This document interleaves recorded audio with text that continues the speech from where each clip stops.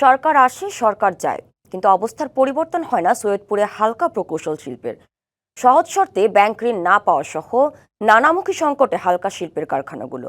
অথচ নিয়ম করে আয়োজন করা হয় মেলার, মেলে আশ্বাসও, কিন্তু দৃশ্যমান কোনো উন্নতি হয় না। সংশ্লিষ্টরা বলছেন, হালকা প্রকৌশল শিল্পের প্রসার ঘটলে একদিকে যেমন কর্মসংস্থান হবে, তেমনি কমবে শিল্প কারখানার যন্ত্রাংশ স্থাপনে আমদানি নির্ভরতা। দেশের ছোট্ট উপজেলা সৈয়দপুর, যেখানে প্রায় 450 লেদ মেশিনের কারখানাগুলোতে উৎপাদিত পণ্য সরবরাহ করা হয় সারা দেশেই।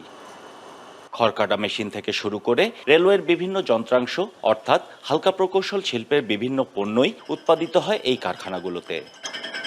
কিন্তু বছরে কোটি টাকা আয় করা এই প্রতিষ্ঠানগুলো ধুঁকছে নানা সীমাবদ্ধতায়।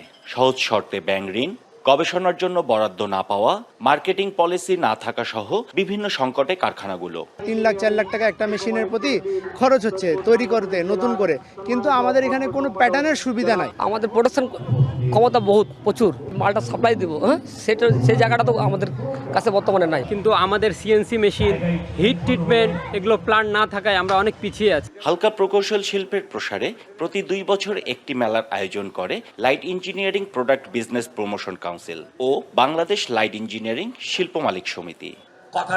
বাণিজ্য মন্ত্রণালয়ের প্রকল্পের আওতাধীন এই মেলা শুধু আয়োজনেই সীমাবদ্ধ, কোনো উন্নতি হয় না মালিক শ্রমিকদের।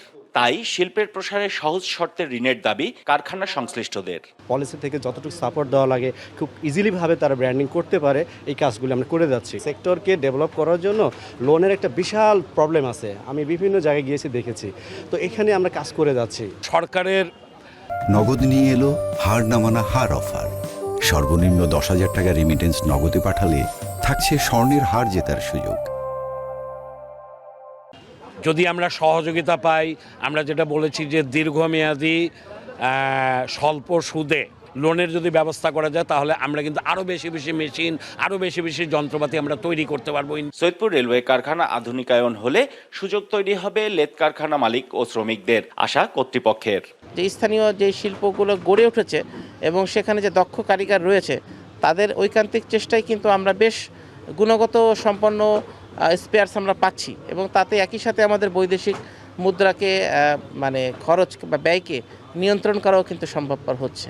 সৈয়দপুরের হালকা প্রকৌশল শিল্পের প্রসার ঘটলে কর্মসংস্থান তৈরির পাশাপাশি কমবে শিল্প কারখানার যন্ত্রাংশ স্থাপনের আমদানি নির্ভরতা, এমনটাই মত সংশ্লিষ্টদের।